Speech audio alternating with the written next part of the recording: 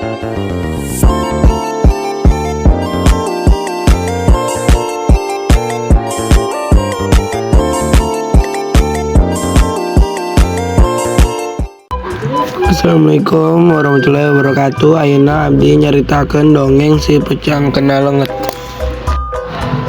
Pecang kena ku leungeut. Hiji poe Pecang ngadatangkeun kebon bonteng patani.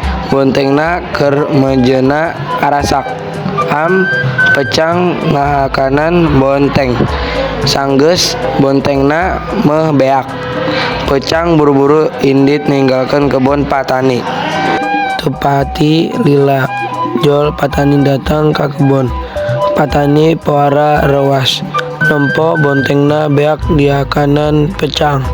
Patani neangan akal pikeun baru Pecang.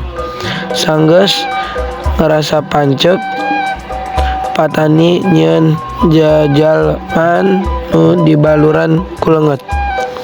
Isukna Pecang datang deui ka kebon patani. Pecang rewas sabab di kebon aya jalma keur nantung.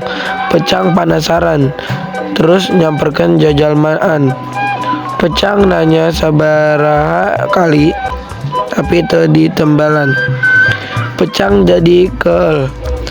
Pecang najong jajalmaan tapi sukuna jadi rapet. Ditajong deui ku sukuna nu tukang. Sukuna rapet deui. Diteger ku huluna oge milu rapet. Antukna Pecang cerik ngangeugeuk pasrah kana nasib. Patani pohara bungahna nempo Pecang rapet dina jajalmaan. Pecang nu geus teu walakaya ditewak ku patani. Ayeuna moal aya deui nu ngarusakkan patani.